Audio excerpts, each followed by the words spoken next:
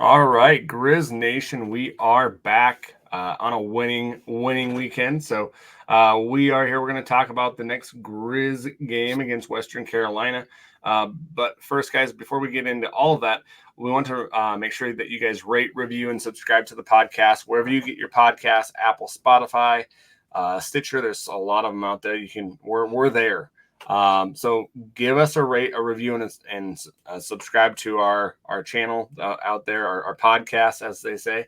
Also, you can find us on the FCS Fans Nation YouTube channel. Just put Fight on Montana. You'll find all of our videos there. You get to see these handsome mugs down there. So you might not want to do that now. So because look at this face, right? It's horrible, right? It always surprises me how many people from other teams watch our podcast. I think don't watch any other teams podcasts ever. Yeah, but no. If you look in the comment section, we've got Cat fans and Jack fans, and it's just it's not just like our opponents that we're playing that week. It's no, it's cool. And I would say Jack fan and Bison fan are a whole lot nicer than the other fans out there, and they're more stable. But, it's more stable. But anyways, guys, remember to do that for us there. We appreciate it.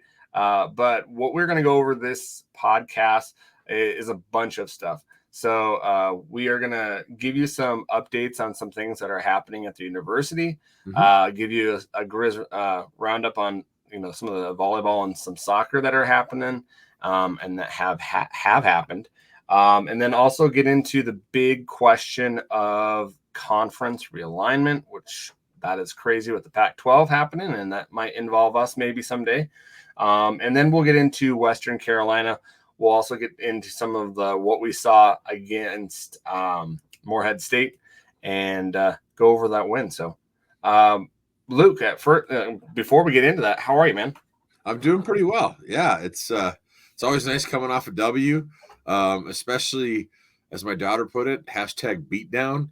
That was a fun game to listen to, rewatch, and it's just really happy for the guys to get a win like that after coming off that North Dakota loss. But then also the part of the reason I like games like this is all the players get to play. Yeah, they were playing deep into that depth chart. Oh yeah, and when you get games like this, you have breakout stars like Finoti, who we heard had an awesome camp, and we've always kind of been wondering ooh, when are we going to get to see him? Well, welcome to Grizz Nation. That guy just freaking killed it out there. So nice to see that we have a good future of running backs back there behind Eli and oh crap, I'm blanking. Eli and Stevie Rocker Jr.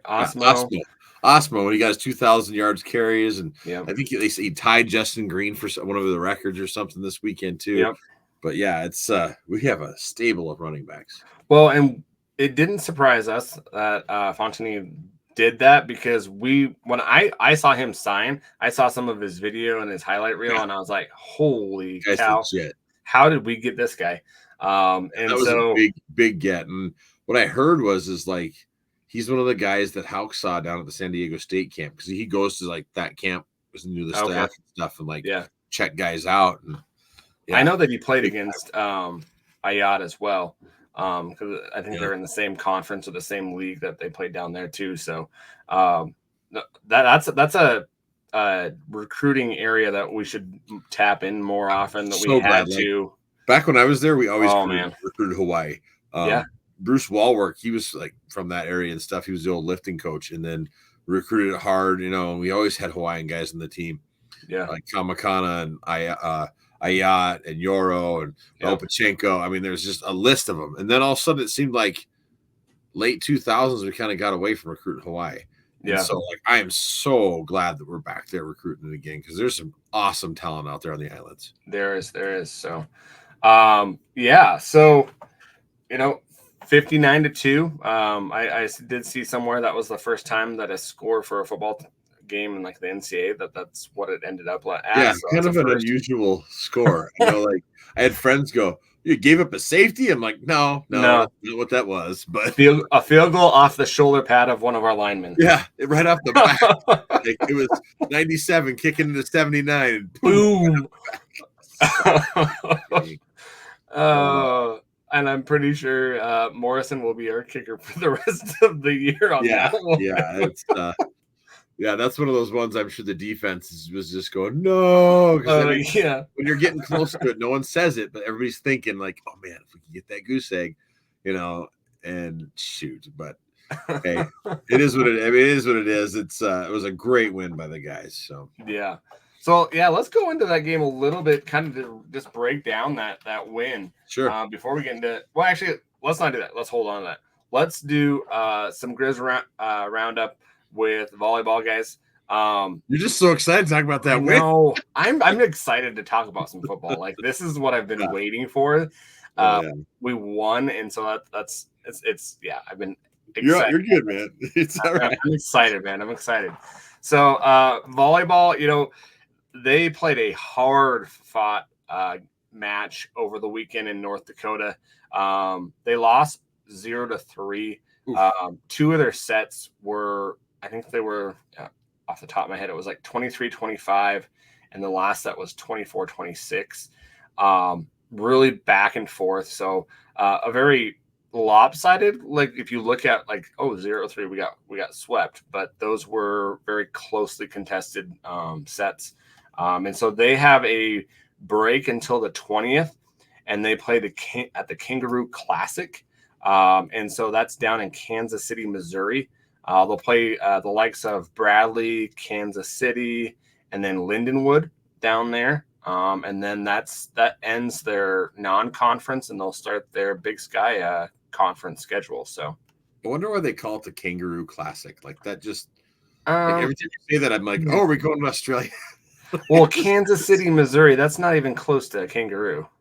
No, I mean that's like I cover that area too for work, and I've never seen something down there that makes me think kangaroo. Like if it was a barbecue classic or something like that, it would make more sense to me. But so there's one thing I'm looking at so Kansas, maybe Kansas City University. Their logo is a kangaroo. Oh, that's probably what it is. Then they must be the fighting kangaroo. That is a sweet logo too. Huh. You have to look at that. That's a pretty cool. And that's Kansas City University? Kansas City. It just says Kansas City. Okay. So go to KCROOS.com.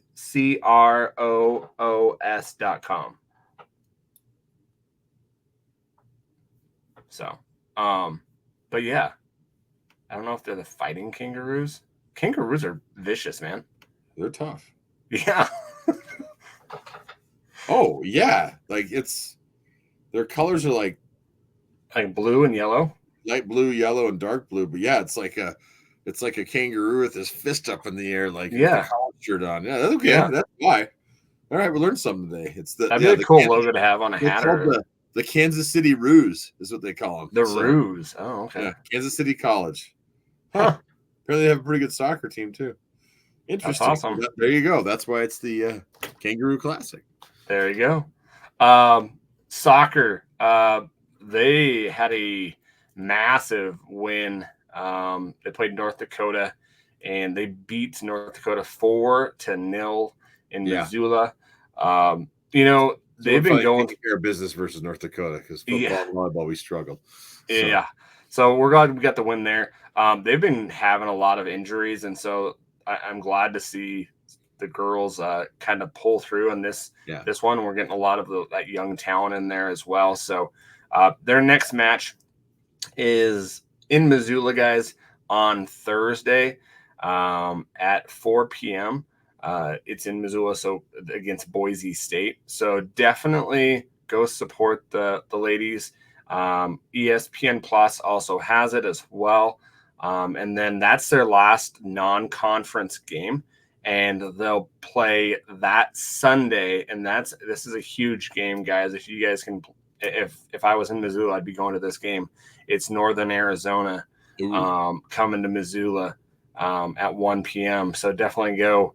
it always seems like we're playing. It's either Northern Arizona or us for soccer. So yeah, sure seems like that. And they upset us at the conference tournament last year too. So definitely some revenge there for that, and just go support those ladies. So, but then that's crazy because their season goes so quick. They've got 1, 2, 3, 4, 5. They start 6, 7, a little earlier too, but it does go. It goes really fast. So, and not every Big Sky team plays soccer, right? So I think there's only 8 or 9 teams in the Big Sky that play soccer. The neighbors don't. They're all rodeoing. Yeah. And so that's our Grizz Roundup there, guys. But there are some important events that are happening this weekend. That it's very important to support these. One of them is, if I was there, I'd definitely go support it, and I think everyone should. And Luke, you have that for us. Yeah. So the university's putting on the Montana Beer and Wine Festival. That is Friday at 6 p.m. There's still a lot of tickets available. You can get them at the door too. They are $80 a piece. But I've never been to one, but I know lots of people that have, and I've heard it's awesome. Yeah, it's excellent. You get all the local breweries and wineries and stuff out there. And so if you want to help support the university and indulge in some tasty beverages, you should head down to the Montana Beer and Wine Festival this Friday at 6 p.m. How long does it last? 6 to what? Usually I think it goes to like 8 or 9. I mean, I think 9. Okay. Yeah, I mean it's not super late, but definitely something that we have a lot of Grizz fans hanging out, and it's kind of that pre-game to the game thing. You go pre-game the Friday night before, and then you got the Western Carolina game on Where Saturday. Is it being held at? So it's at the Adams Center. Is where it's at. Mm-hmm. Okay. Yep. Awesome, guys. Well, if I was in Missoula, I'd definitely go be checking that out. So for sure, there's a lot of good breweries out there in that area. So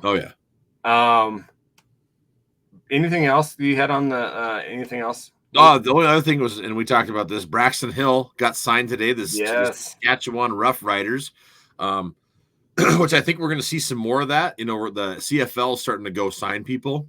Okay. We got guys out there that took their shot at the NFL, and they maybe are practice squad or waiting for a call. And sometimes you might just go play a little CFL ball and, go get on the field. So excited for Braxton to be continuing his professional career up in Canada. So that's awesome. Awesome for him. So absolutely. Well, let's get into this Moorhead State and Grizz battle, beatdown, as you would say. Yeah. Guys, I want to show you, or not show you, but tell you some numbers here. These are just I had to refresh my screen because I thought this was crazy.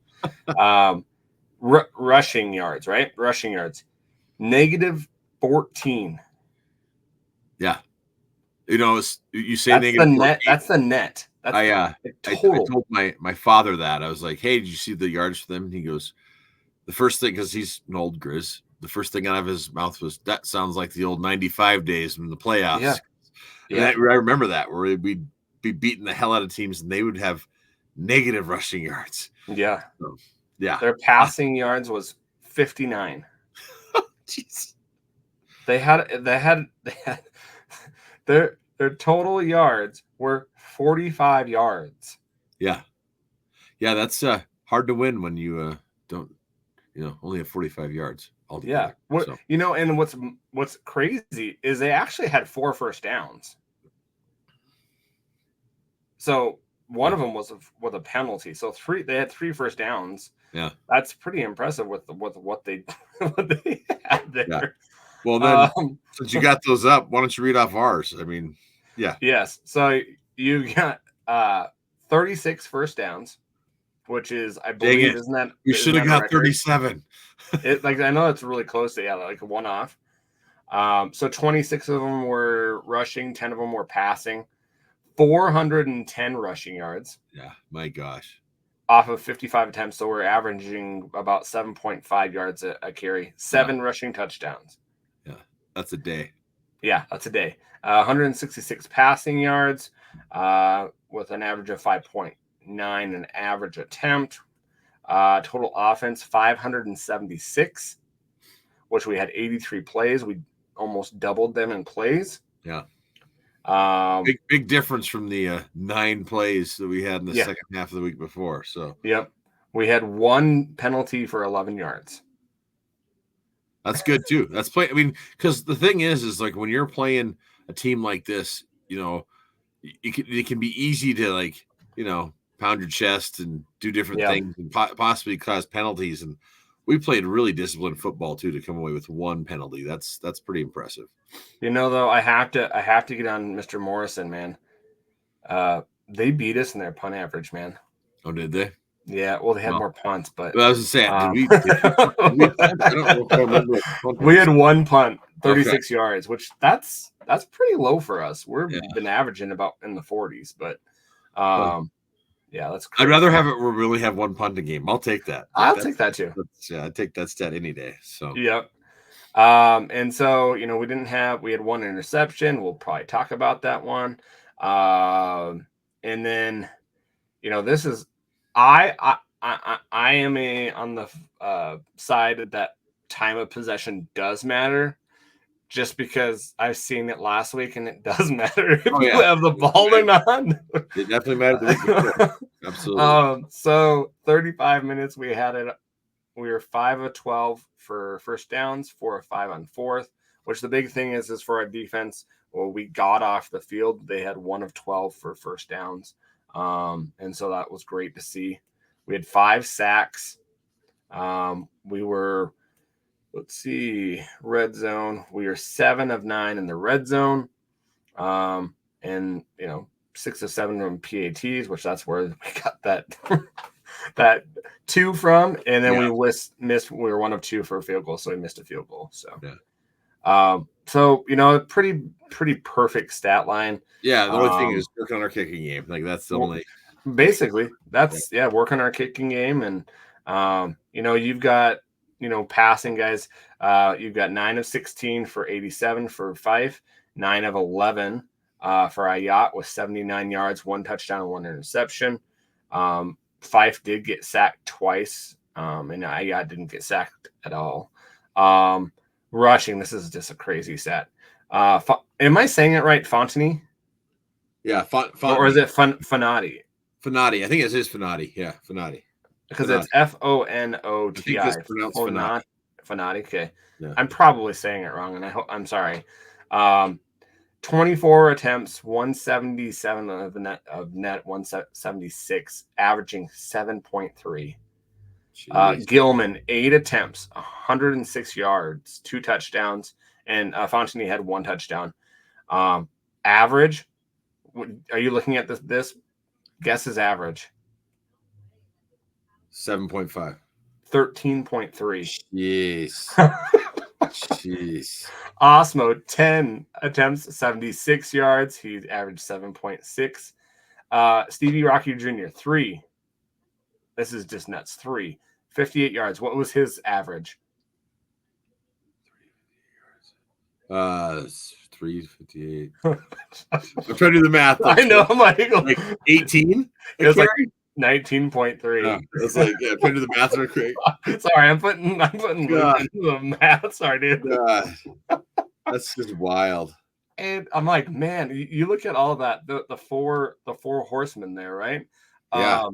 Goodness, I was so impressed with Fontany, but I was so impressed with Stevie Rocker Jr. Just his quickness and so how big he is. Yeah, he's a big dude. He is, and just the amount of running backs that we have. I mean, that's stable. It's like, oh my gosh, and so they're gonna get a lot of carries because like it's so beneficial. You don't have just one guy that we got to run all the time, and then you're going, gosh, I hope that we still have some left room when we get to the playoffs. We're able to distribute the ball like this and keep all these guys fresh. And it's gonna benefit us so much in the long run. Yeah, it's gonna be crazy. Receiving, we're still kind of lacking in the receiving area just because I think we are so run heavy last game. Well, right? when they couldn't stop the run and you're just just getting 18 yards a carry. I mean, what we're averaging, it's like, okay, well, once you're ahead, let's just keep running the ball and let the clock go down. So Keelan White had 5 receptions for 40 yards and 1 touchdown. Stevie Rocket Jr. had 2 for 24. Aaron had 2. Fonts had 2 for 222 or for 22. Bergen had 2 catches for 18. And so, you had a lot of guys, 1, 2, 3, 4, 5, 6, 10 guys with at least, or 9 guys at least with 1 catch. So, spreading it around. So that's nice to see as well. So, man, Vaikeho is so impressive. Just what he's doing. He's all over the field. Yeah. Riley's just a stat. Wow, shoot. Riley, first play of the game on defense. He's I mean, it's just like he set the tone right off the gate there with that tackle for loss. And man, it's good to have him back out there. Time. Hayden Harris just lighting it up, 2 sacks, 2 tackles for loss, 1 interception. It's interesting with him, when he first came in here, like I kept thinking, man, he's UCLA and all this, and it took a while for him to kind of find his game. Yep. He has got it now. He is now playing like he's not thinking about it. He's just reacting. Yep. And God, there's a cool shot of him that they had posted on one of the Grizz pages when he's sacking the quarterback and the ball's like up in the air here or something. I mean, it's just the guy is just playing with reckless abandonment out there, and it's awesome. Like, he's just going to continue to get better as the season goes, and as this defense gels, like they're getting better each week. So, it's exciting. And then we're playing a freshman, right? Caleb Beluski, 1 tackle for loss, 1 sack, 2 tackles total, which is nice to see. And I liked Mataafa Matai. Getting on there, 1 sack, 1 tackle for loss. Well, I was worried that 1 sack he had, he kind of like DDT'd the guy. I was like, oh crap, don't throw the flag. Like he smashed him into the ground. He did. Oh boy. So yeah. So those were some of the highlights, guys, of the defense. Man, it was good to see a dominant performance. Now, this team this was a get right game. We all knew that. Well, I mean, I wonder, like last week when we were picking our scores, I think I had 48-0. You had 48-0. I had 45-3. Yeah. So I mean, it was like, we weren't trying to be disrespectful. It's like that's what we kept saying. Like, if we are who we say we are, this is what we should do. Yeah. And we did that. Yeah. And the thing that bothers me, and I think it bothers you, is that we fell on the polls. I know, right? We went down 1. I mean, like the polls shouldn't matter. It's going to work itself out. But still, I was like, no, come on, man. We just dominated. Yeah. And we dropped. So, okay. So maybe they're waiting for us to prove it with a ranked team. Well, they're coming in ranked 24th, I believe, or 23rd, depending which poll you look at. Yeah, I think that what I'm seeing is 23rd and 24th area. And we'll get into that more, but it's just like, at that kind of domination, you shouldn't drop, I don't think. It's like, no, it's not like it was a D2 school that some other teams are out there playing against. No, beat the crap out of an FCS school. And then if you look across the FCS landscape, there were some schools out there that had some struggle wins. Oh, yeah, NDSU. NDSU should have probably lost that game. I'm excited to watch Sammy's little thing. He broke that game down, I guess. Yeah. Sammy Kim did, and I want to watch that to see what that was all about. But I guess they came back to win in the 4th. Yeah, down by like 12. Yeah. And there was like 2 minutes left. Yeah. They were down 12. They scored like what, 15 points in the matter of 2+ minutes. It was nuts. Some struggle there. So. And then SDSU struggles with a Division II Augustana.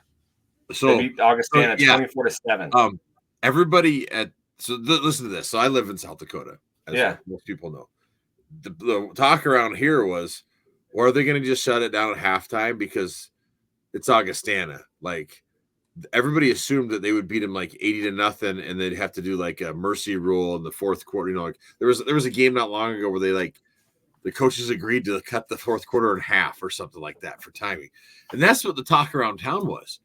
Well, Augustana showed up. And because you know what, the cool thing about that is, and this is why I think this is a pretty cool game. A lot of those boys at Augustana played high school football against a lot of them the guys that go to South I bet. State. And they're guys that got looked over and went to Augustana and didn't get the call from the USDs at SDSUs. And so they were ready to play. And I think that SDSU is looking past them a little bit. I haven't watched that game, but that's the feeling you get when you see that type of game. Like, holy cow, what a scare! So Yep. And then Weber State loses, and they get beat by Lamar. Eastern lost. Yeah. So I don't know. It's crazy. It's going to be interesting to see what happens. The FCS is like there was a weird week last week again. So there's going to be a lot of. I mean, for instance, the team we're playing, they lost to the Camels, and they probably shouldn't have, but they did. So it's hard when your quarterback throws 4 or 5 interceptions.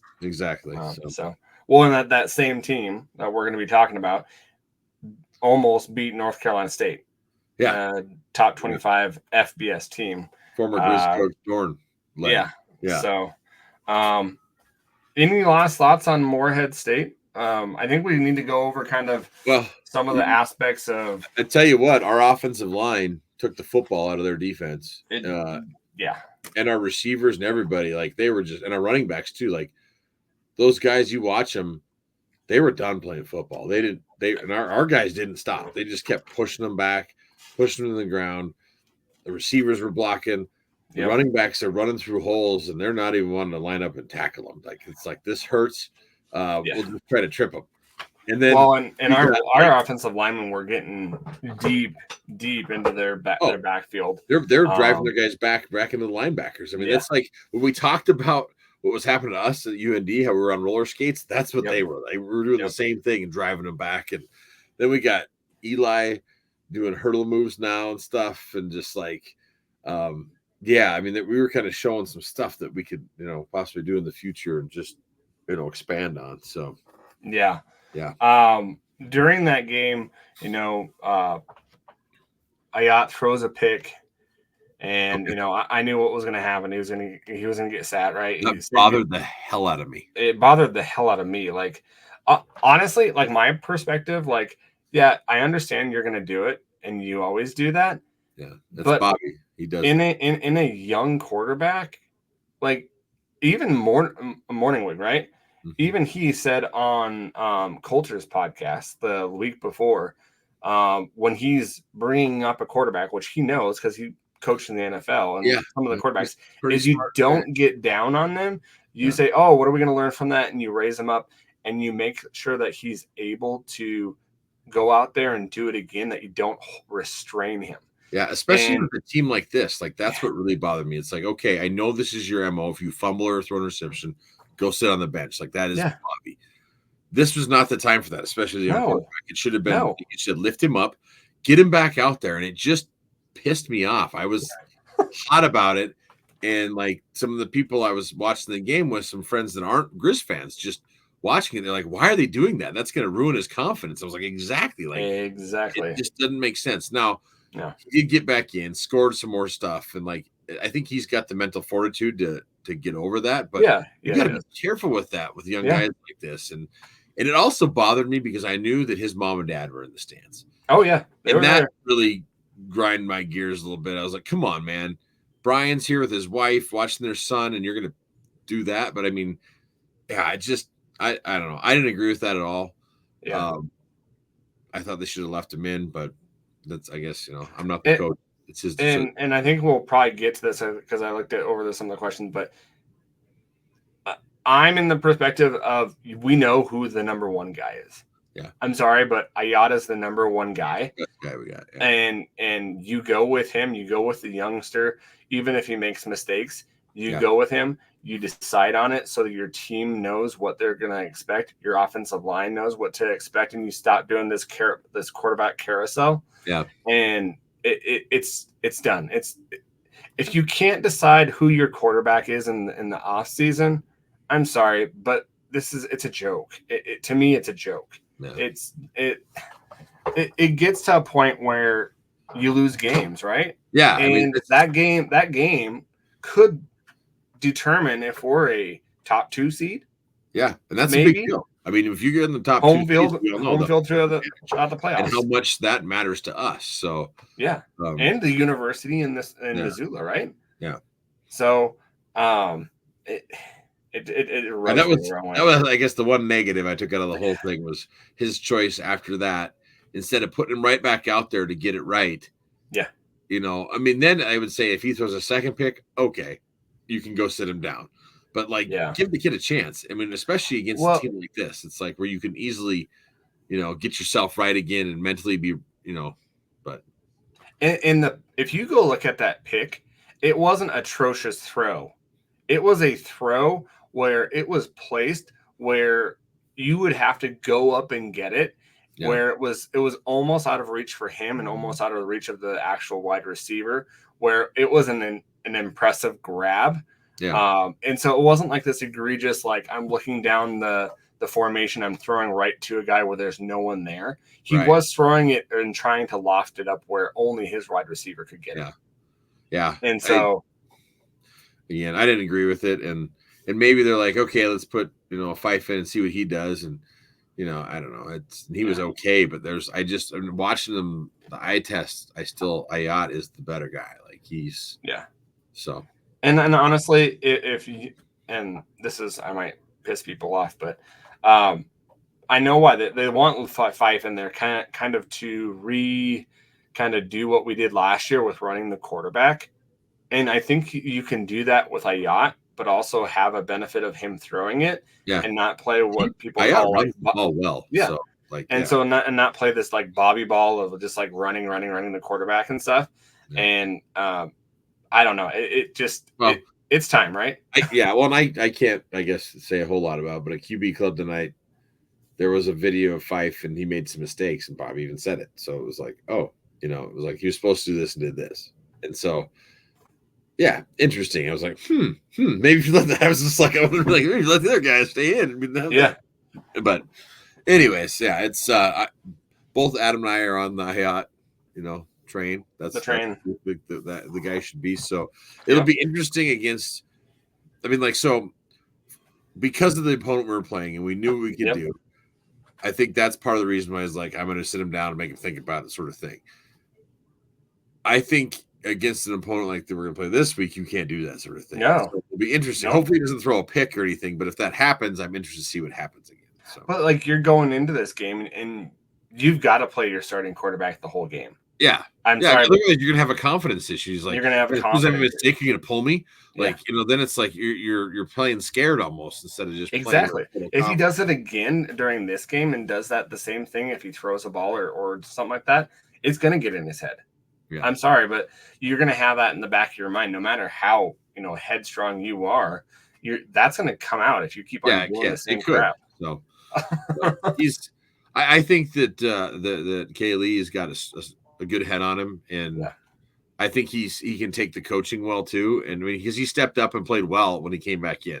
Yeah, and so I think that just shows you the kind of talent he is, and I'm not too worried about him. I just didn't agree with the choices that were made there. But I disagree big time. So and it's going to be interesting to see how we kind of use Ayat with his skills.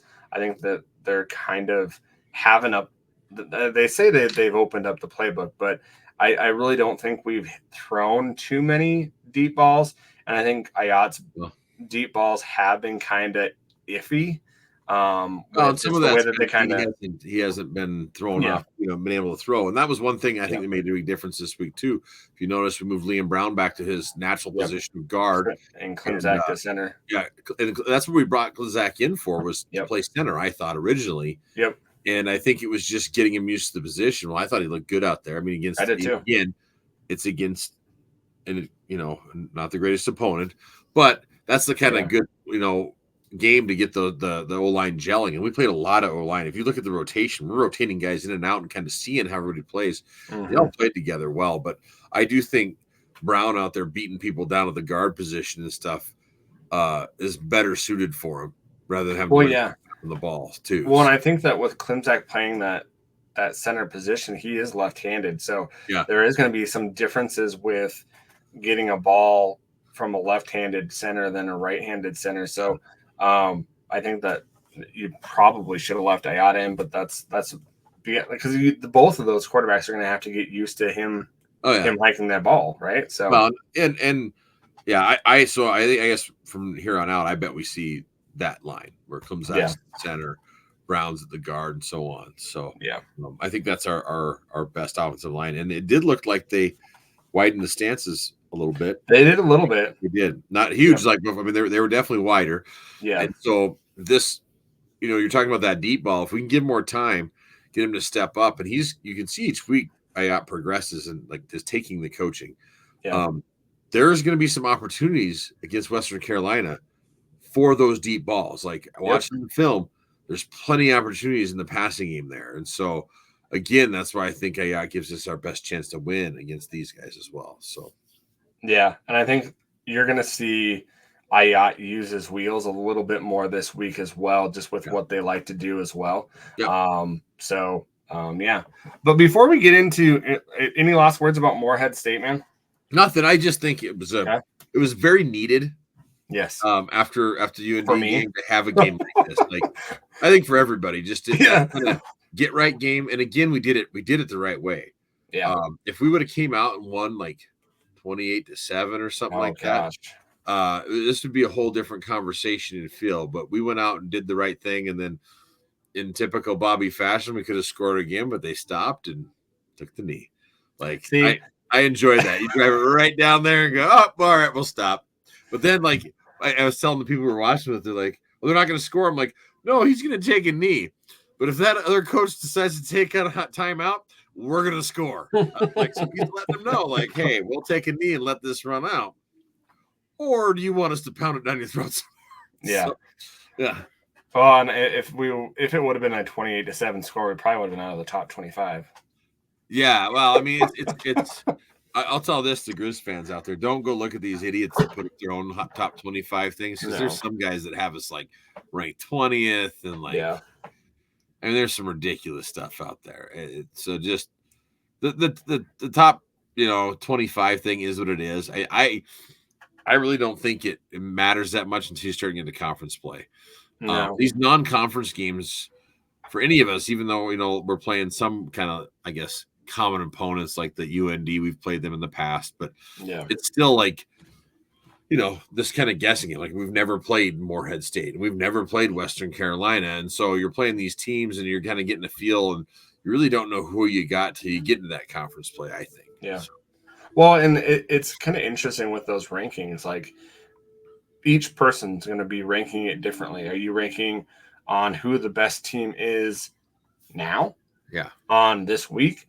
Or are you basing off of where they're going to be at the end of the season, or where their projection is? So I think different people do it differently. Well, and that's why they have so many voters and stuff, I guess. But it's just here's the thing: if no one should worry about it, it'll work itself out if we just do. I mean, I feel much better than after that NAU one last year. It was like, oh God, and I was still going, it'll work itself out if we just do everything we need to do. Well, same thing. Like, if we just keep doing what we got to do, it'll work itself out. So yeah, definitely. Yeah. So before we go into Western Carolina, should we talk about the big conference realignment?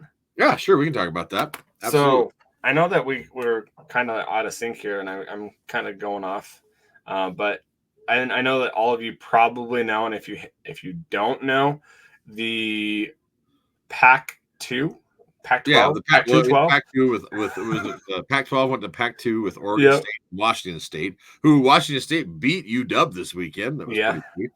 Even though Oregon State lost to Oregon, adding Boise State, Colorado State, which surprised me, San Diego State, and Fresno State in 2026. So that gets them to 6 schools. You have to be to at least 8 schools to be an FBS power, like well, just to be a conference period, you have to have 8. So they still need 2 more teams. And I've heard it's 2 to 4 teams that they probably will add. They'd like to get to 10. Yeah, is what I think, to be back to at least the Pac-10. But here's the deal, and this is where everybody's talking. So right now they took teams away from the Mountain West. The Mountain West is now down to 8 as well. Yeah, which they'll probably, what I've heard is you look at TV, right? Right. Probably UNLV is probably going to be one of those that kind of gets picked up just because of the media market. talking about that they're surprised that wasn't one that went already. I was surprised too when it happened. Where I was going with this is like if they do take any more teams to the Mountain West, then the Mountain West is in trouble. Yeah, because they have to. If they drop below that 8 threshold, they need to go get teams. And again, you're looking for media markets, popularity. Yep. Like right now, if you look at what's left in someone, it may have been Sam that put this out. Someone put this out there where they looked at game attendance. Yep. What's left in the Mountain West compared to Montana, the neighbors, the Bison, and the Jacks, we'd be the top 4 fan bases out of what's left. The 8 teams that are left. We have Wyoming is pretty up there. Wyoming is, but I think we still have like really is too. Well, they're close. I mean, it might be in the rest of them in there, like the San Jose States and all those. Yeah, and maybe it was the average. If you looked at the average, we're up there. We're in the top. Wow.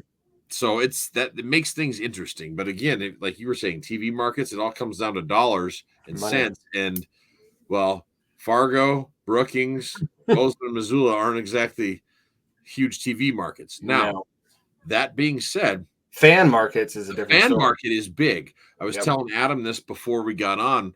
We were talking about like fanatics.com is one of these generic sites that sells gear for any team, whether it's NFL, college, all of them. Yep.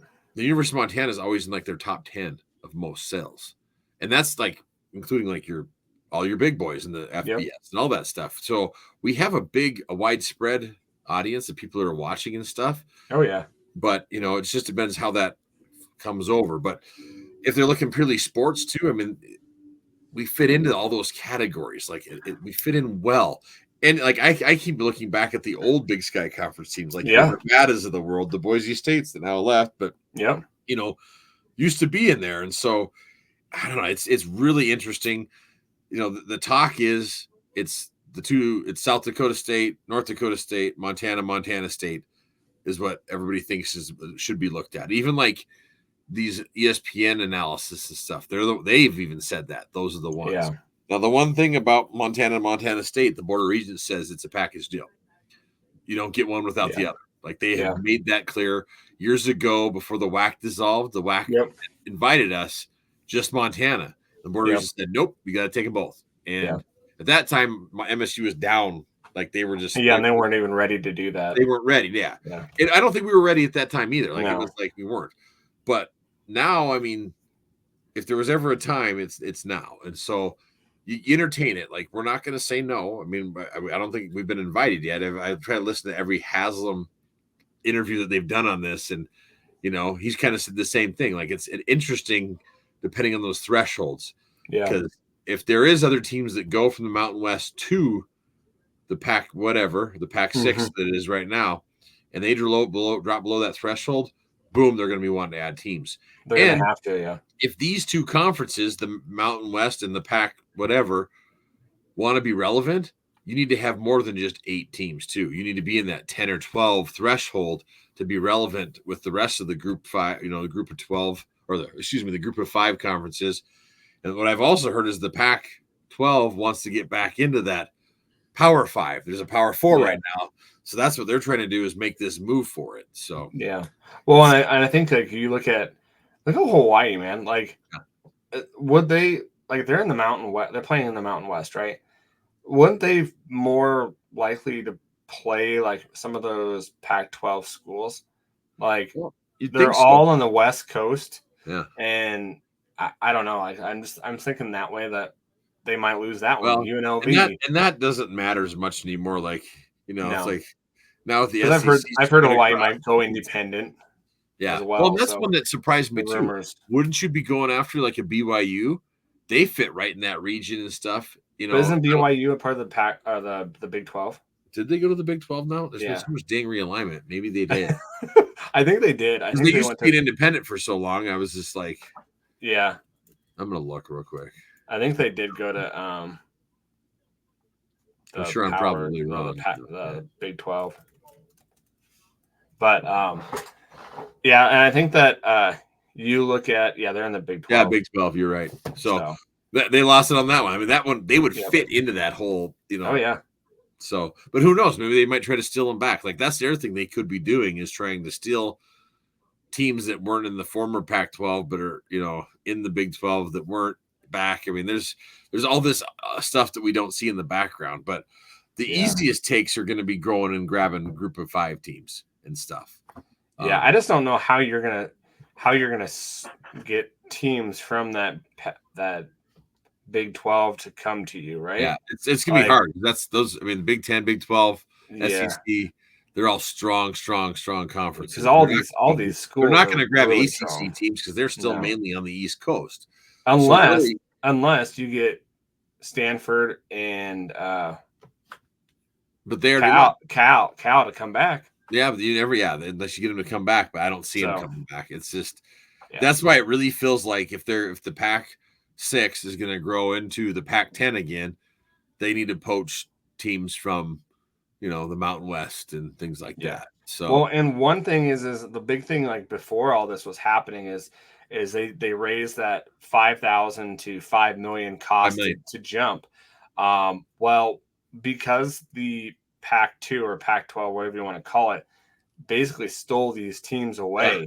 The exit fee is like something like $17-18 million for each team. Yeah, which that means the Mountain West is going to have like an average of like $72 to $74 million. Yeah, which they could be using to pay for those jump up fees. Yeah. And still have some amount of money to kind of divvy around if they want to. Yeah, I saw a stat where it was like if they stole all the teams from the Mountain West to fill theirs that they wanted, and the Mountain West got down to like 6 or something, and then something with TV too, that the Pac-12 would have to pay the Mountain West $260 million. And then they could take that money and easily go, all right, Montana State, North Dakota State, and the Jackrabbits, come on over. We got that $20 million fee. Don't worry about it. Yeah. Yeah. And so that's probably what could happen easily. I think that's more what could happen is that the Mountain West, if they want a team and they feel like that they can help their conference, they're just going to pay that fee. Yeah. And just not worry about it. So, well, one good follow on Twitter is Jim O'Day, the former athletic director. Yeah, absolutely. He was commenting and he was kind of talking to me back and forth. I saw on some of his threads on there that we'd have to add like 1 or 2 sports for women's sports for that Title IX. And then you've got, those add-on players for football and stuff like that. So, we have to make sure we keep Title IX eligible. So exactly. And so like, what sport would you add? Yeah. That's going to be the hard thing. Well, gymnastics is big. Like, so I could see that could be one. Women's gymnastics. Do we have a rodeo team that could go? Yeah, we do. And then we have a hockey team. Yep, and hockey. We could go women's hockey. Yeah. So I mean, there's definitely sports that we could add out there. Yeah. Swimming. Swimming, yeah. Yeah, we don't have. We have the pool already. Do we have the pool? Oh yeah, I learned to swim in the Grizzly pool. Oh, okay. And it's Olympic size, so I mean, we have that ready to go. I mean, there's sports that could easily add to that, but it's interesting. All in the end. It's all about money, though. I mean, like that's what's going to come down to. So. See, and I so want like. This is and a lot of people. We had. I'm going to try to go to Twitter. We put up a poll on, should the Grizz go to? Oh yeah, the Mountain West, and I hadn't looked to see where that ended up. Like percentage, because I think your thing was you had 3 different categories, if I'm right. Yep. So we had, should the Grizz move up if asked by the Mountain West? Yes, no, or depends, right? Mm-hmm. And so 46% said yes. Wow. 34% said no, and 20% said depends.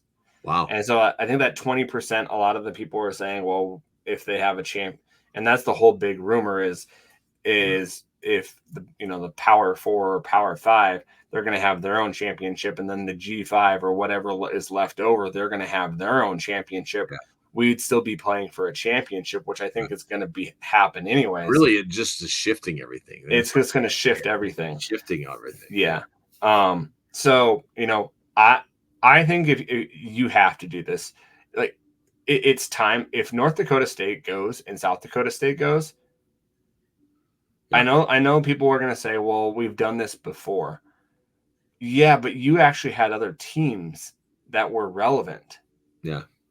You had App State, you had JMU, you had Georgia Southern, you had all these other schools. And all those teams have left, and then we got teams like Missouri State jumping and Delaware jumping. Exactly, and so it's not like it was back then where you had one or two schools every now and then jumping, and you still had these behemoths of like JMU still there. That's not happening. Yeah. Now you've got like crazy. I for one was against it in the past. Like I was like, I was too. With the WAC, but now like the Mountain West feels like it's the right conference. I think. Yeah, you have like mind, especially if we had all four of those schools. Like if you get both Montana schools, North Dakota and South Dakota State, all the Wyoming once, and then you got your Wyoming. I mean, like that conference would be pretty freaking awesome. And like Wyoming, you've got Nevada and Choate down there. That, like, I mean, it could be that could be big. So, and then I was looking at other sports too. I started thinking like basketball. That looks awesome. Then all of a sudden, like, really good. There's a lot of great matchups that come with that could benefit the university. So, I don't know. I mean, only time will tell. But I'm glad we're talking about it just because. At the beginning of last week, holy cow, like Twitter was blowing up about this. Like that's all that anybody was talking about. When that went down, those four schools went, and then that morning it was like, oh boy, like my phone was just going off. Oh, I know. And it happened at like 2 in the morning or like then it was official the next morning, and like I threw one little thing out there, just like, what does people think? And it just was people. I mean, the comments left and right. It's interesting because there's so many people from the Grizz fans that are for it, and then other ones that are like kind of on the fence, and then some that are totally against it. And I mean, unfortunately, none of us have anything to do with any of it. It'll come down to what's right for the university, and people like Botner and Haslam are the ones going to be making that decision. So. Yeah, well, and like you've got like Twitter, like West Coast college sports guy. He puts all these like what if scenarios. Right. So he's like, would you watch this conference? Who would you add or take away? You've got UTEP, Idaho, Hawaii, Nevada, San Jose State, New Mexico State, Utah State, Wyoming, New Mexico, the Grizz, Air Force, and the neighbors. Yeah. Like that would be. It'd be a hell of a conference. I would take Hawaii out. Yeah, I saw another one that I think the Pac-12 posted it. Yeah. And it had the Grizz in there and North. It was like a super Pac-12 conference. And it was like, and it had all the 2 Dakota schools and then 2 Montana schools with like, I think Weber was even in it. And I was like, holy cow. Like it was like, geez. So yeah, it's I don't know. The thing is it's not like we're gonna have to wait long. Like these moves are going to happen, I think, throughout this season still. Like, I don't even see. I'm on the other side. You've got till 2026 for this to happen, right? From what I've heard with Haslam and what they're saying they're going to do is they're going to just kind of they're going to sit tight. And wait. I don't think anybody's called yet, but I mean, the thing is like. The Pac-6 right now, they need to get to 8 and more. And so that's where I think that move is going to happen quicker.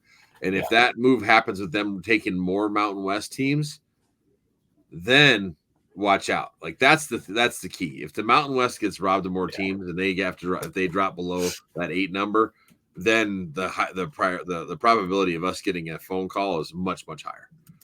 Well, and I just don't know if they don't take from the Mountain West.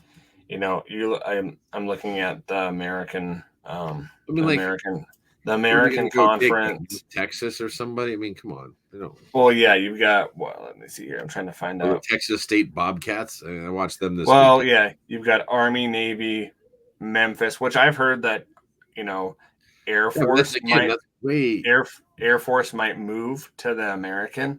I can see that. That would make more sense. You get all with Army and Navy. Yeah. You get all the military teams in there. But you've got East Carolina, North Texas, South Florida, Charlotte, Rice, Tulane, Tulsa, UAB, which those are all Rice, in that Louisiana Rice is in area. Texas, so I can see Rice. It's and you got Texas schools, you got Florida schools, you've got Louisiana. The only thing I can see them trying to get a Texas school just to try to get in that market, that TV market, and then that. Yeah.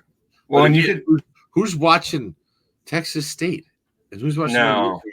If you're not TCU or Texas or any of those big boys, it's like no one's watching you down there. So well, then you got Conference A&M, USA. Conference USA's got what? Sam Houston and they're adding Missouri State, and they're it's going to be interesting to see what happens. I just don't see any of those teams leaving fitting the Pac-12. No, and what they're looking for. It doesn't. No, I would assume, someone from, the Mountain West would do that, but it's gonna be crazy. It's crazy. I don't know. There's a lot more to come with that for sure. So, well, yeah, and it's time only tell. So, but Montana and Montana State, hopefully they're doing their due diligence right now. You even if you don't do it, you've got to do your due diligence right now, so that you are ready. I mean, even that he says we're sitting waiting, they're still going through all these scenarios that we talked about, and even more, just to see, because you got to be prepared, So, yeah. Guys, on that note, if you guys have any thoughts on this, reach out to us. We'd love to hear. I love talking about this stuff. I know Luke does too. Absolutely. We would like to hear what your thoughts are, your opinions on this, and what you think. If we're just playing, and this is still my thought, and it's still probably archaic. If we don't have a championship, I'm kind of on the fence. I'm kind of in that depends kind of group. And that I don't know if you wait for, right? Do you wait for that to jump up to the Mountain West, and then that doesn't happen? I don't think that's going to happen. I think you're going to have the Mountain West be pushed out because the Power 4, Power 5 are going to say, "Hey, we want our money." Yeah, I think that's the real reality of it is that the SEC, ACC, Big 10, Big 12 are going to have their own championship, and there's even talk of them having their own, paying their players different than the NIL and all this stuff. And so it's just such a changing landscape. And I just don't want to see the Grizz left behind. And that's where I think if the Mountain West does come calling and say, hey, we want these two schools, both Bozeman and Missoula need to go. Yeah. Yep. I totally agree. So on that note, let's get into some football coming up, guys. We have the Western Carolina Catamounts. What is a catamount? Isn't it like a cat? It's a cat. I mean, I was just like, I was like, I read that a few times, like a catamount. A catamount. It looks like a cat. It looks like a dog-ish kind of cat. And it says the cats on the side of their helmets. So it gives us one more reason not to like them, I guess. But see, and they're very interesting and unique name, though, the Catamounts. I mean, rather than being like the Wildcats or some stupid thing like that that's used over and over again, at least it's original. So I'll give them that. And I think that their logo, all you have is the cats on there. That's just. Well, their logo is actually pretty cool. If you look, their logo is cool. They should have that logo on their helmet instead of just the cats on there. Yeah. I think that's just it's a little underwhelming, I guess. Yeah. So let's look at their schedule, guys. So they do play in the SoCon, I believe. Yep, SoCon. And so that's kind of a conference.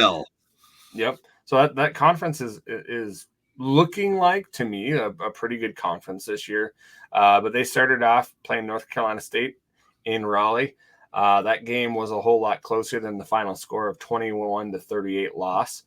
And then they just lay an egg in, I don't know how to say, Kauai in North Carolina. It's the Campbell Camels. The Campbells. 24-16 or 24-16. Yeah, and you mentioned this earlier. Their quarterback, who's usually the man, Gonzalez. Yeah, he threw 4 picks that game. He was off. He's trying to force the ball and stuff, and just didn't look like himself. So no, they did get right this weekend, guys. They played at number 22 Elon, which was it's a really good game. I watched that game. It was 24-17. they played pretty well. And so then they're traveling to us for their next game, which is, if you guys don't know what the SoCon is, just to give you guys an update on who plays in their conference, right? Well, it used to be like App State and Georgia Southern. Like exactly. You have to play a lot. So yeah, you've got Warford, which they're pretty good this year, I think. Terriers. The Carrot Terriers. You've got the Citadel. You've got Furman, who we played last year, which that was a good team. You got Mercer, Chattanooga, which they were in the playoffs last year. Mercer, a lot of people are high on Mercer this year. I noticed. Yeah. A lot of the voters. ETSU, which they just almost beat the Bison. Yeah. And then VMI and Samford. Yeah. So Samford, if I learned anything from Furman last year, don't sleep on the SoCon. Yeah, don't sleep on them. Good football teams down there. Yeah, that Furman team was good. They were a lot better than I expected. So me too. Back to Furman. Yeah. Guys, let's kind of get into their stats though. Sure. Because what are they doing this year, right? Let's see. They're averaging about 20 points a game. Their opponents are averaging about 26, so that's not good. They're kind of a lot more passing. They've got way more passing, almost double the passing first downs as rushing the downs. They're averaging about 117 yards in rushing and 222 in passing, which in turn they are allowing 160 on the ground and 303 in passing. And so that's kind of where kind of Luke had mentioned you're going to see some holes in their defense with that. Total offense, you're looking at 463 for opponents and 339 for the Catamounts. And so, yeah, you've got some big glaring things where you're like, I wonder if we could do this. Yeah. I think we're not going to have and this knock on wood, we're not going to have a problem scoring. But I think they have a good defense. I think that there's some big holes there that we can exploit. No, I agree. Like watching their D, they play mainly like almost a 3-3-5 like we do. Exactly. They will go 4-man front at times, but they're always they do a lot of blitzing and stuff. And rely on their corners and their DBs to man up or play man zone. It almost resembles like a 3-3-5 that we played in like 2018, 2019, where we felt like we didn't have enough bodies.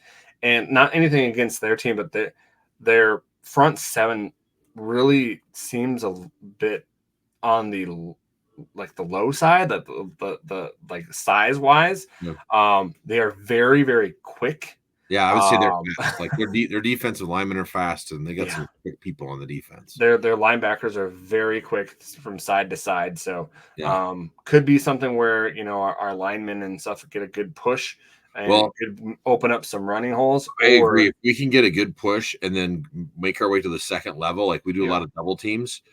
That like watching them against their opponents was allowing for a lot of big plays in the run game, and so like our guys like Gilman and Osmo who can bust those runs and see that hole and that opportunity when it opens up, that could be big for us. Like we could see some really big runs out of both Gilman and Osmo. The other thing I noticed too, because of their speed and stuff, and we've had this problem on our defense, over pursue. And so watching the other games, all the teams that play against them have had really good successes with reverses. We're reversing the field where you get everybody from that one direction, you're busting the other way. And so you think about guys like X and Bergen and stuff with those plays. Fonts.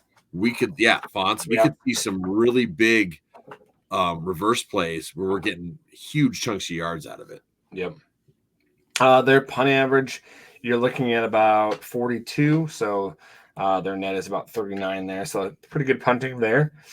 Field goals, they're 4 of 7 this year. Average time of possession is about 25. The team's almost about 35. Which with being heavy pass, that makes sense. Exactly. Third down conversions, they're a little low. They're on the 15 of 42 with a 35.7% on third down and 33 on fourth down. And then the opponents are about very, very close at 36%, but they're getting 50% on fourth down. They are a team that they've had 6 sacks this year and 4 fumbles and 2 that were lost. So you've got red zone scoring guys 9-12, and 5 of those have been touchdowns. So they haven't really converted red zone scores as much as like you would want them to. Only about a little less than half their scores have been touchdowns. So that's probably not something that you would like. And plus, if they're getting in the red zone and they're having to pass the ball, it's always harder in the red zone to pass. So because it just shortens that field up for the DBs and stuff. So that's what we're looking at. Player wise, guys, you've got some good players. Like we said, we kind of mentioned that they're Cole Gonzalez, he was on the Walter Payton. Yeah, at the beginning of the season, he's on there. I mean, I think he should still be on there. He's still on there. He's 63 of 106, which is about a little less than 60% percentage rate, completion rate. 637 yards, 2 touchdowns, and 4 interceptions. Yeah. And I want everyone to know this. He is a good enough athlete where he can run the ball. Yeah, in fact. So can we say that again? Yeah. He is a good enough athlete where he can run the ball. He runs it well. Like he does. When I was watching, watching the film, I'm taking notes, and one of the notes I wrote was decent runner as well. He's pretty quick. What he does is so when he's playing, he's constantly keeping his eyes downfield because he's looking for the playground football, someone to get open, especially if he's getting moved out. But as he's doing that, if he doesn't see anybody, he'll take off and run. Yeah. They even have some designed draw plays for him and stuff too, because they pass so much, everybody's got their ears pinned back. They're go, go, go, go. And next thing you know, boom, he's going downfield. And this happened to NC State where they were missing tackles on him and stuff, and they weren't ready for it. So we really got to make sure that we contain him and don't let him get down the field because he can definitely run. So he's had 30 carries this year. Mm-hmm.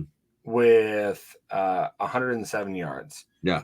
And one touchdown. He's a baller. Like he doesn't shy away from contact or anything. Like he goes down the field. The guys he helps rally the team when he does things like this and get them fired back up. I mean, this guy is their leader on the team. And he's not big. He's 6 foot 195, guys. Yeah. But he is a damn good football. And when he's throwing the ball too, he gets the ball out quick. Like when he sees his route and makes fast decisions. That game against Campbell when he threw those picks is because he was forcing the ball. Like he was trying to do too hard and doing too much and forcing the ball in there, and that's when he's getting picked.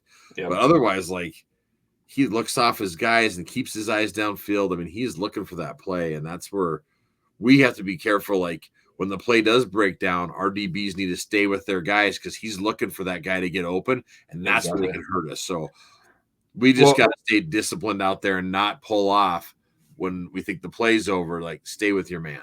So. And one of the things that they also do that I've seen in the film, they have a pretty good running back, Branson Adams.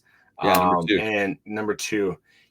What they like to do is because they pass so much is they'll do like a halfback draw where they'll fake like they're gonna pass it and he'll just hand it off to the halfback and then he runs. And so he's not a big running back, 5'9", 190.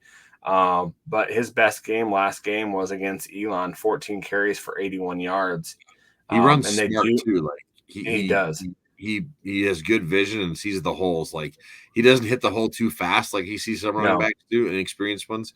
He waits for him to develop and sees the lanes very well. So they do use him in the receiving as well. And so you could see him. Last game he had 3 receptions of 26 yards. So they do pass to him.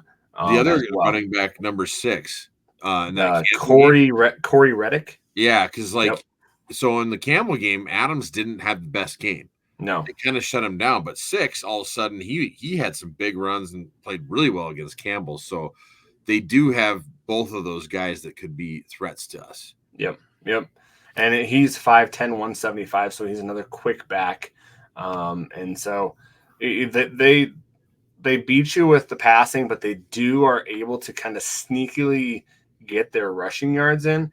And what was weird about this, the Campbell game at first, is they were really heavy on the run for a little bit, and then they just blew up like trying to pass it. And the Elon, I believe, they were a little bit more evenly distributed, like passing and throwing. And then you've got some really good wide receivers here. You've got that AJ Colombo is their leading wide receiver. He's got 18 catches for 207 yards and 1 touchdown. And then he's number 0. Calvin Jones, another great wide receiver as well.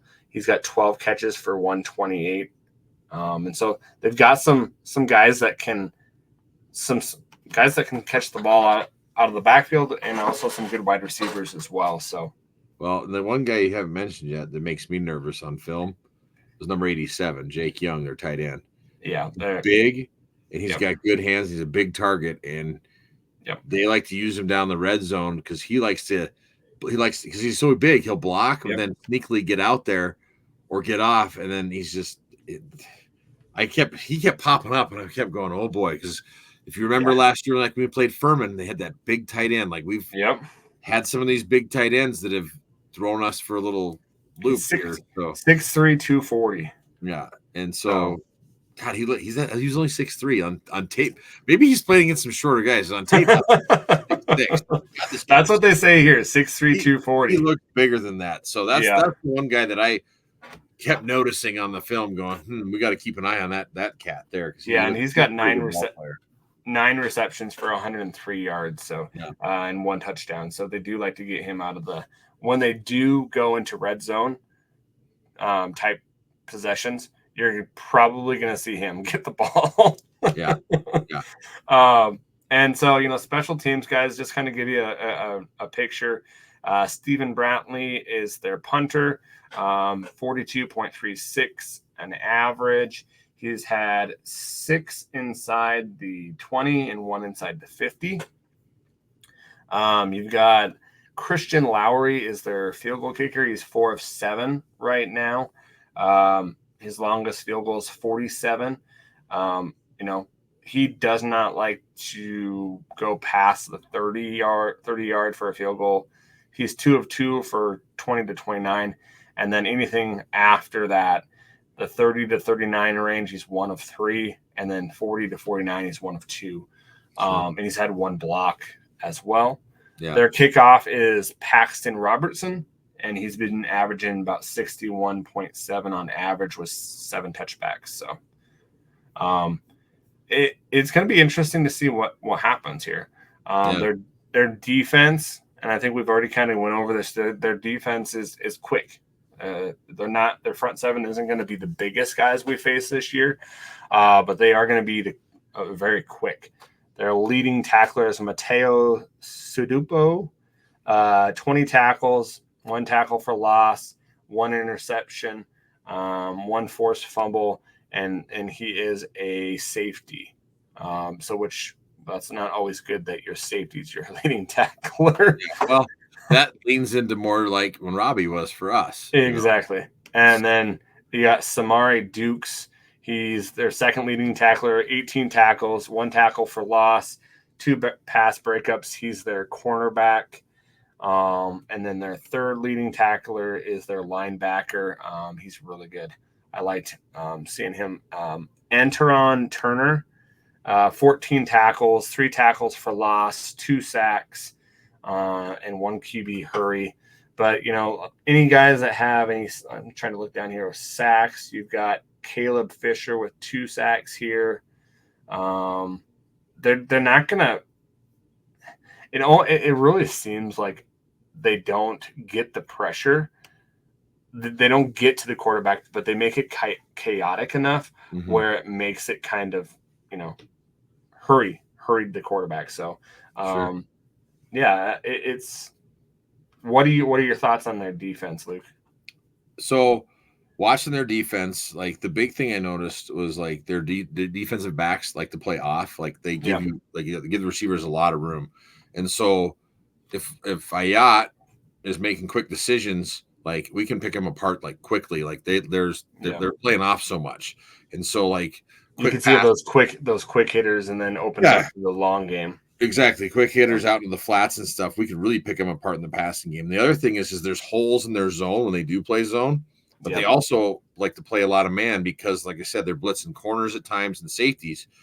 Well, what I noticed watching a lot of the film, when they're playing man, like if you have faster receivers, you get by them. And so, like, again, like we said, there's going to be chances for us to beat them downfield. Yep. And so with those deep balls, we should be able to make some big plays. Like our receivers, I think, have the ability to get past these guys and get separation. And so we just got to make sure we're on it and give, the line needs to protect. So we make those decisions, give them time to get the ball downfield farther. But we should be able to have some success in the passing game. And like I said, in the run game too, just because of that, the aggressiveness that that front seven play or front six, I guess, plays with. So, I think like you mentioned, I think we should be able to score some points in this team just because of what they're offering. So, I think so too. I think this is going to be a good test. It is on the striped night, right? Striped game. Oh yeah. Well, before we get into that, I wanted to talk about the O-line. We never got to talk about the O-line on the offense. We didn't, did we? I was going to let you talk and finish. We can finish talking about the defense first. But I did want to hit their offensive line a little bit because I got some notes on them too. So So guys, I think that this defense, like Luke said, we're going to be able to pass on them and with their holes and definitely their zone that they run. I honestly think we're going to be able to run it on them too. Yeah. I just think if we get enough push like we did this last game, it's not going to be like last game where we're racking up those yards. No. But I think we can really, break off some big plays, especially with Eli and Nick. I really think we're going to be able to. They've got some dudes on their defensive line, but the key is I think we're going to double team them. And if we can double team them into the backers and open those holes up, that's when we're really going to see success. So exactly. And like I said, that relying on their over pursuing because of how fast they are. Well, that's what I was running going to bring up too. Counters like that can be huge for us. So it's so crazy to see another team that's very similar to us, like in that 2018, 2019. That's where I keep on kind of going back to. Yeah, it does feel like that defense a lot. Yeah. But their offensive line. Yeah. Luke. So watching their offensive line play, they're good. They have, that's part of the reason the guy throw the ball over the field. They have a really good offensive line. And when they do run, they're good like we are. Like they get to the second level on their blocks. They're blocking people back into that second level. And so it's allowing them to have, success with number 2 Adams out there because he's able to find those lanes and stuff. The other thing that I noticed on their offense, and this is the one thing that scares me because of what happened at UND, they like to run these rub routes and these pick plays. And we were struggling with that at UND to get to the guy, and they're making big plays on us. And so our corners and DBs, we got to make sure we're, either switching guys or, not getting caught up in those rubs or pick plays. Cause they did it a lot and the refs weren't calling it on it. They were flat ass pick plays and they didn't get it called. And that UND did that to us a bunch. And that's what helped them be successful in their passing game. And so that's the only thing that worries me is we got to watch these pick plays. They're going to do it. They've done it to everybody. Yeah. And they don't get, no one says anything. So that makes me nervous. And the fact that their offensive line is doing a good job blocking and not allowing a lot of these sacks and stuff. They're big guys. Like I look down, they're all 300 plus dudes. Oh yeah. They're big dudes up there. And they do a good job. Do not want this guy to have time in the back. No, that's the thing. We can beat him up and contain him. Yeah. That's going to make it a long day for him. And then all of a sudden, that's if he has to start forcing that ball or feeling like he's got to be the one making the plays, that's when we have the opportunity to make interceptions and stuff. Yeah. So we've got a tall task with this team. Yeah, it's a good team. I think our defense, the way they're developing and stuff right now and the way they're playing, I think we can do it. Like, I'm not worried about that. But there's just little things like those damn rub routes and pick plays that make me a little nervous. So, yeah, I think that if we give this quarterback time, he's good enough in passing the ball and knowing where to go with the ball that it's going to bite us in the butt. And so we've got to be able to get some. We've got to put pressure on him, and our DBs and stuff. Like I said, they have to stay home. Like if you at any minute when it goes into the backyard football game, because we are getting pressure. Stay on your guy, because if you let him open, that quarterback's going to find him and he's going to get the ball to him. So So, yeah. Any last thoughts, man, on this team? I just want everybody to know, like, I know we've never played them. This is a good football team. I don't care that they lost to the Camels. Like, watch that NC State game. Like, NC State was ranked. And that Campbell game was that if you watch that game, it seemed a whole lot closer. And it was. They throw that ball away 4 times. You're going to be.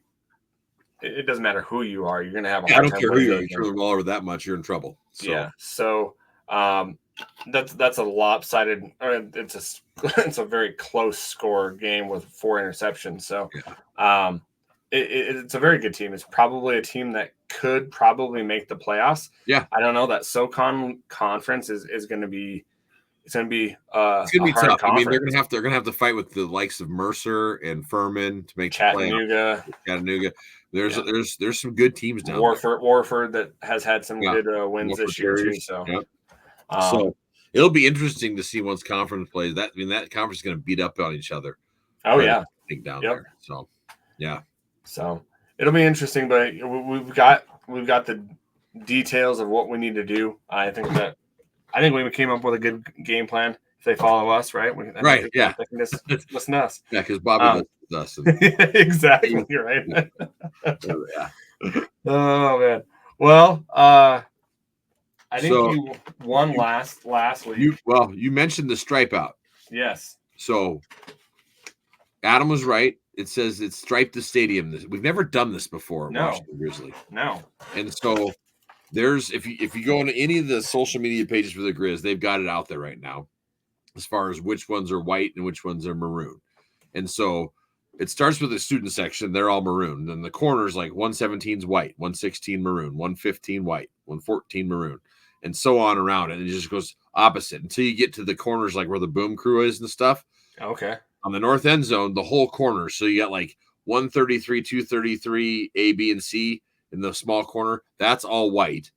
And then 132 in the north end zone's maroon. The center's white, then maroon, and then that other small corner with kind of those multi-sections are all white, and then it goes back and forth.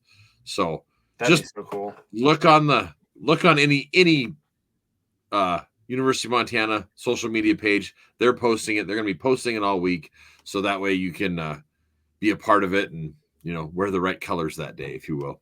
That'd be cool to see how well that happens. And I'm excited to see on TV and see how it looks, because like when Penn State does their whiteout, man, that looks freaking cool on TV and stuff. It does. So I'm sure everyone gets a free T-shirt though. Yeah, I'm sure they do. I wish that was if you really want to do it right, that's what you do. Is whatever section you're coming in, you get the T-shirt for that, and move on. So it is a 1 p.m. kickoff this weekend. It's going to be on MTN Network for people, those of you that are in the MTN area. Otherwise, if you're like Adam and I, you're going to get on ESPN Plus, or you can listen on Varsity Sports, the app. Listen to Riley there. So it's all over. And be sure to, like, one thing I like to do is put on Varsity Sports, because they start the pregame 2 hours before, so you can listen to do they really? Oh yeah, it's awesome. You listen to like the tailgate scene. They bring Sammy in usually too, and they talk about the game, and Ace Sauerwein and Riley. They do interviews and stuff, and like Riley does a pregame interview with Coach Houck, and then too, if you wanted to get the starting lineups early, like that's one thing Houck gives to Riley, so you find out who's starting and stuff before the game. Nice. Like last week, he even said Junior Bergen's going to play, so it was nice seeing Junior back out there. Definitely. So. Awesome having him back out there. And so, that's, if you want the inside, listen to Riley right before the game, and he'll, give you some of those right before the game starts. So, okay. So before we do our predictions. Okay. I already wrote mine down from earlier, so okay. I've got a game. Okay. It's called Things I Know and Don't Know. Okay, things I know and don't know. All right. Okay. I'm just gonna throw questions like broad face like phrases, questions out there. Grizz are gonna win. I know or I don't know. I know. Amen, brother. Okay. The defense will have 5 sacks. I don't know. Okay, I agree with that one. The defense will have 2 interceptions. I know. I know that one too. Yeah. Okay. The defense will score. I know. Yeah, that's what I was thinking too. Okay. The offense will have 3 rushing touchdowns or more. Ooh. 3 rushing touchdowns or more? Yep.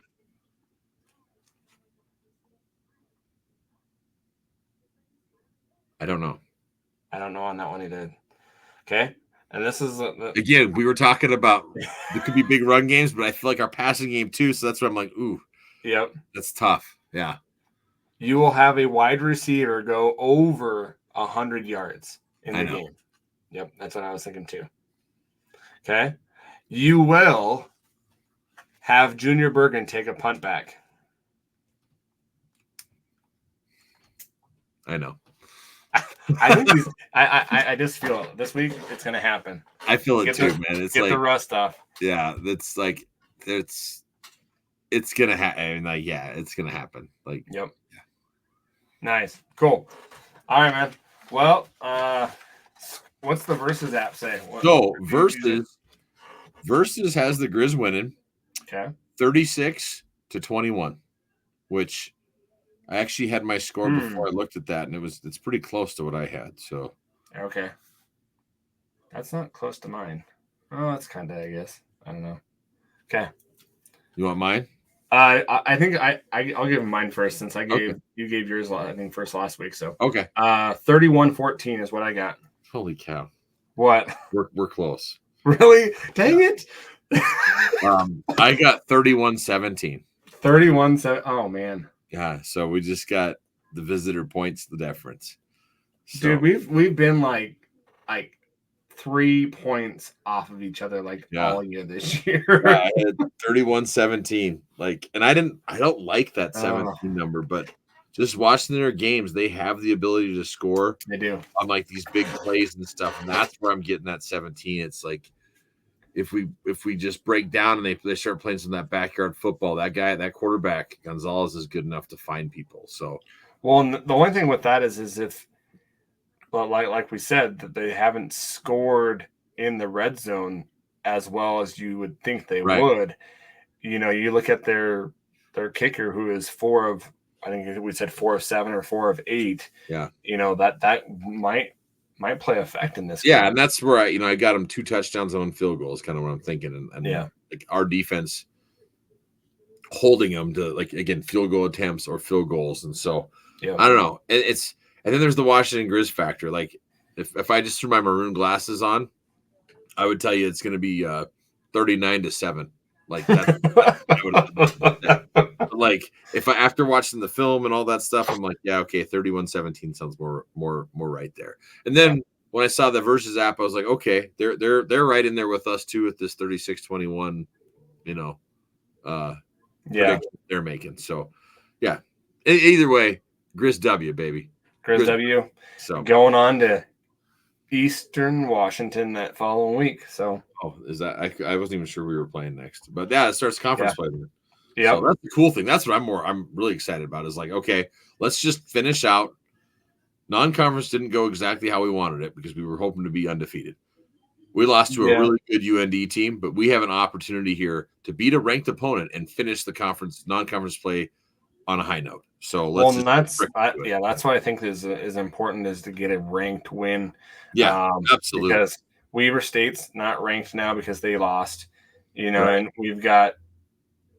After that, you've got Northern Arizona's not ranked. Northern Colorado's not ranked. Cal Poly's not ranked. Northern Colorado. Yeah. UC Davis is ranked. They're not ranked. Yeah. UC Davis is ranked. Yeah. Portland State's not ranked, and you've got the Cats. Yeah. So, Eastern Washington game, you just don't know what you're going to expect. So, yeah. Speaking of Portland State, did you see that their game got canceled against? Yeah, isn't that nuts? Whooping cough. Like, whoa, that's like, yeah, that surprised me. Yeah. Yeah. That stuff's nasty though, too. Though. Yeah. You don't want that stuff. That I think this is okay to say. So it got brought up.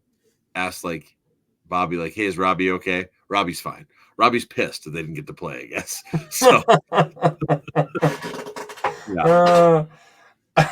Well, and there's a lot of South Dakota fans out there, like, kind of pissed too because they don't get a forfeit. It's not a win.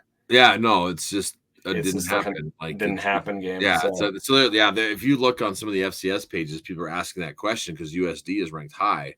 Like, how does that affect their playoff berth? And the thing is like the committee will take. It's a non-conference, so I mean they'll just put more weight on the conference play for USD then. Yeah, exactly. But it's really what I think will happen. So. Well, and it's not going to Portland State help them either. You know, that's the thing is like if they play that game and they beat Portland State, it helps them. Now it's just a non-game. But to a point, though, it depends on what Portland State is though this year. Well, no, but I'm saying it's an FC. It's not like you're playing a D2 school and winning like that's true. You're beating an FCS opponent, so true. Well, guys, make sure that you rate, review, and get the questions. Yes, questions. Goodness gracious, you were about to end it there. It felt like I was like, yeah, we got quite a few questions this week. So yeah, I've got some questions on Twitter and some other ones that we've got sent in here too. I got a DM. We got some. I didn't check eGriz, but no, yeah, I didn't either. I actually didn't. I forgot to put it on this week. So okay. Well, sorry, guys. Okay. But on Twitter, Bridger, B. Dean Lord, I just want to express how awesome a no drama whooping was this weekend. So many heart attack, nail biting games lately have been great, but this was a fantastic change of pace. Your thoughts? And I needed that. Like the playoff, it was great and something we'll remember forever. But man, alive, that took at least a couple years off my life. Yeah. So like, I'll admit, like I figured we'd beat the crap out of these guys, and so I did something I normally don't do. I watched the game from the lake. We were nice. I was in the lake watching it on our boat, like with friends. Yeah, listening to Riley and stuff. But we need that, like you said, like it's nice to have a nice old fashioned ass whooping, so you're not sitting there freaking out in front of the TV and like having heart attacks. So. But at the same time, like perfect time for a get right game. Like exactly. Got to play a ton of kids, guys that are working their tails off got to play, and then just build the confidence in everybody on the team. So yeah. He had a second question here. What's the best Grizz watch party you guys have been to? Being in the military, I've been to watch parties all over the country. Props to Alumni Base and Association for having great parties all over the country. Ohio, Boise, Ogden, Cali, all great, but DC, 200 people rocked. Oh, that's awesome. In DC, they got over 200 people to one. Yeah, that is way cool. That is. I have not been.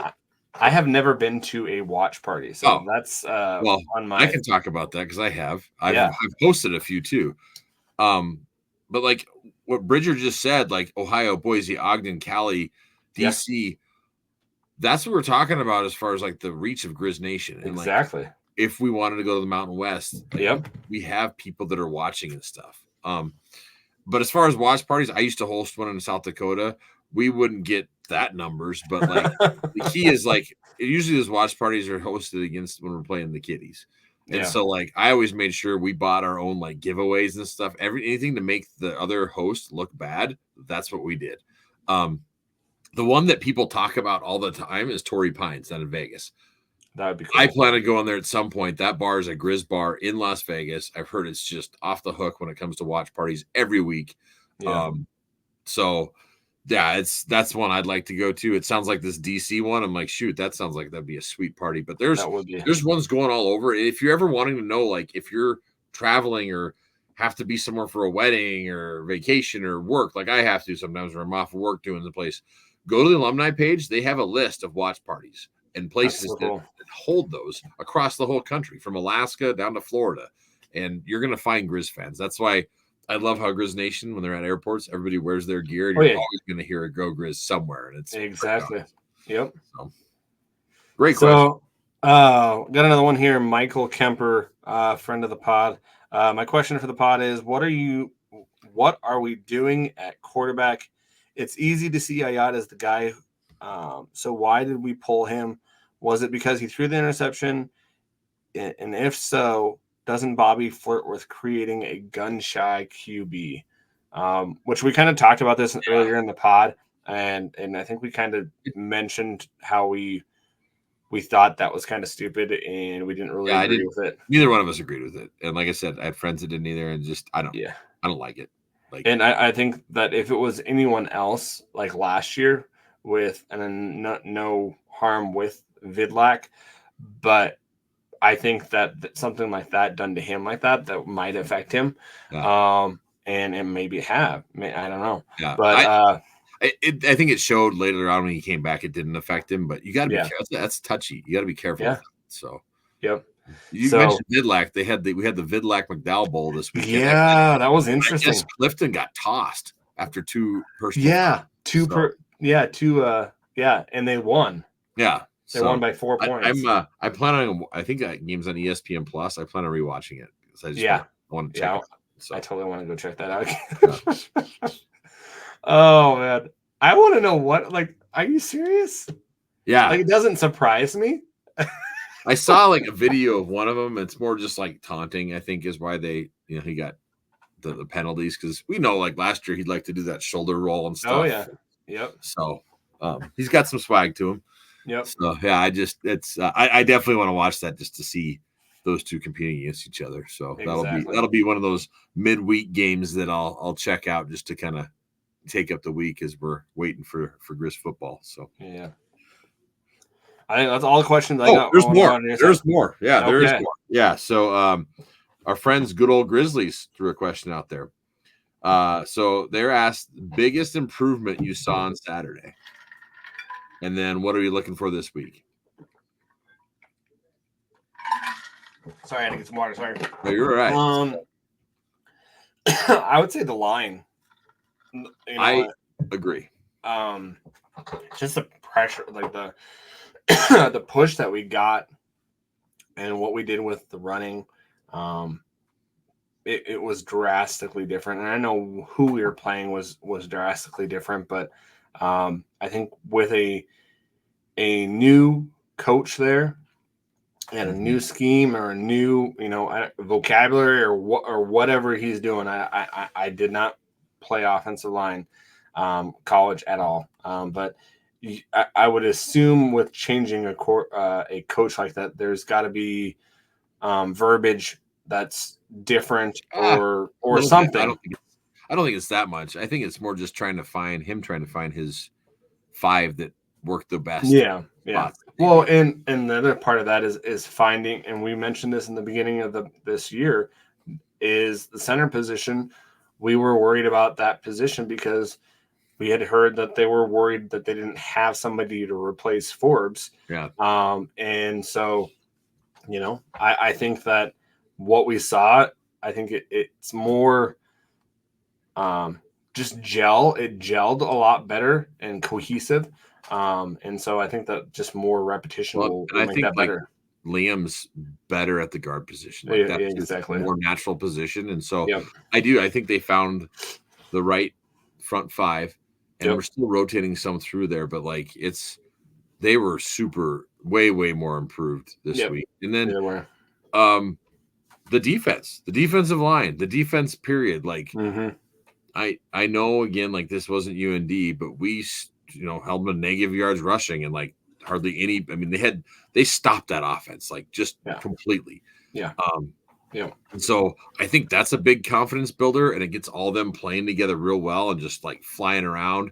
And so that's going to all the stuff from this last game is going to help build to this next week. And so like the thing that we got to be really careful about, like this week, when he asks about what do we expect this week, it's no steps back. Like we need to continue to keep growing and moving forward and getting better. And that's like the best Bobby teams continue to get better week to week to week, so that by the time we're getting into games in late October and November, we are just rolling. Yeah. And then rolling into late November into December, and then, hopefully into January. So I think the communication on the defensive side, just continuing to build that too, is just going to be really important to see if we continue to grow in that, because I think that our offense will come. I think that's I'm not worried about that just because we have so many pieces.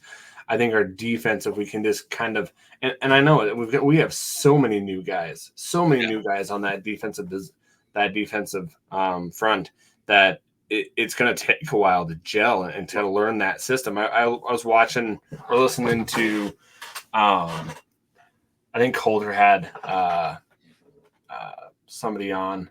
I can't remember who it was. There's a couple people, but they had mentioned how it took them a while to gel, and they had the 2-year break basically with COVID, and that allowed them just to kind of solidify that and kind of just learn that. So we don't have 2 years. No, that's why I think games like this where you can play so many rotate guys through, and you're dominating so well, it speeds that stuff up. So I think the biggest thing this week is just continue to grow and don't fall backwards. So yep. Cool. The next one I got is from Terrence. So him and I were chatting a bunch after the game, and then it was so he says I'm sure everyone on all Montana pods and radio will be talking about all things Finoti. I can't pronounce his name. Finoti. As he's really incredible. I wonder if he could end up moving up the RB depth chart by the playoffs when he's able to play without redshirt restrictions. He's obviously really good, but I also wonder how much it was just against Morehead State's backups too. That's the first part of his question. So we all heard like during camp, like that guy was just turning heads and like is really good. And even though we were playing, he was playing against a team that was kind of done playing football. You can see his like where his line of sight, how he's making his cuts, what he's doing. The guy's special. Mm-hmm. And so I'm glad that they decided to give him playing time. But I guarantee you, with the running back room that we have with Rocker Jr., Osmo, and Gilman, there's no way we're going to burn his red shirt right now. No. They took the opportunity to give him, and then he blew up, like just killed it out there. But they'll dress him just in case because guys can get hurt. And so they'll have him dressed all the time, but they're going to try to play him in just the 4 games and save that red shirt. Similar to what they did with Gilman and Ayat. And then come playoff time, now with that new rule, he can play as much as he wants. Well, that just adds one more dynamic thing for us where we have more guys healthy. And so if we can all of a sudden use him in the playoffs, that's going to be huge for us. Give us a running back with that kind of talent. Yeah. I mean, geez, that's awesome. And then 2 teams that don't know about him, like they come back and watch this, they're going to think that, like what he just said, they put this guy out in mop-up time and he looked like a hero. Yeah. Yeah, no, he's going to continue to develop and work his hell off, and then by the time playoffs comes, he might be an X factor for us. So. Well, and to say that it was a lesser opponent, it was a Pioneer League team, but they were FCS. And to see this guy, if you guys look at his high school film, it shows up there too. Like he is a good running back, and we've been hearing it all summer. All spring. So I kind of knew coming in that he was going to be something.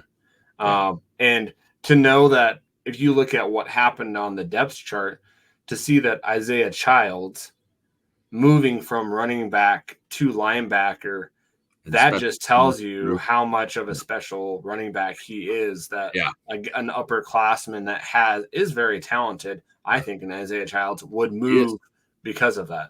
Well, and Childs, man, like that he's awesome. Like, I mean, it doesn't blow me away at all that hit that he had this week. Oh my Lord. Oh man. Yeah. He's just an athlete. The guy is just, I mean, put him where you want out there and he'll play. Yep. Yeah. So I'm glad we have him on our special teams. So he had another question. He was wondering why we didn't. Thank you, man. Yeah, he was also wondering why we didn't see Bridges and Loud playing, and then Davis. Well, Davis, he didn't say Davis, but I'm just going to throw Davis out there. We would have seen him play, but our running backs were dominating so well. Yeah. Why take one game? Because that's a guy that's performing well. I heard he actually got Scout Team Player of the Week 1 week. That's awesome. We'll see him. Brooks will be playing before we know it. Yeah, but they're going to they want to save him. He's going to be good too. He'll be one in the future that's going to be good. But what I did hear is both Bridges and Loud were sick, and that's part of it. Okay. Like it's that time of year. I mean, look at the Portland State. They got whooping cough. Like things go around college campuses. Like people get sick, and so when you're in a game like this, where hey, we should dominate. Why worry? If anybody's not feeling good at all or anything, keep them out. Exactly. Some people thought that Junior wouldn't play because of that. If we're gonna, if we're holding them out this long, he was healthy 100%. So now it's okay, let's go knock the dust off of it a little Exactly. bit. You gotta get the rust off somehow. So yeah, exactly. So, but I think that's all the questions I found out there. If we missed one, we apologize. Yeah. Let me just check one more thing here. Hang on. Well, and I didn't see anything on Twitter. Sometimes when people reach out to us and then it gets farther on, I need to take a picture of it, and sometimes that doesn't happen. Yeah, I try to do that too. We had one from Jay Larson just asking about the 2 QB system and stuff like that. I have a feeling that we missed one with the whole. Sorry, I'm trying to go through the Pac-12 question because there's our thing blew up with the Mountain West Pac-12 thing. So we had so many questions on the Pac-12 Mountain West, but we spent a lot of time on that. I think if we didn't answer your question, let us know. Hey, I did want to give another shout out to Annette Vaggie, my buddy Brandon. It's his birthday today. His mom, who lives in Missoula.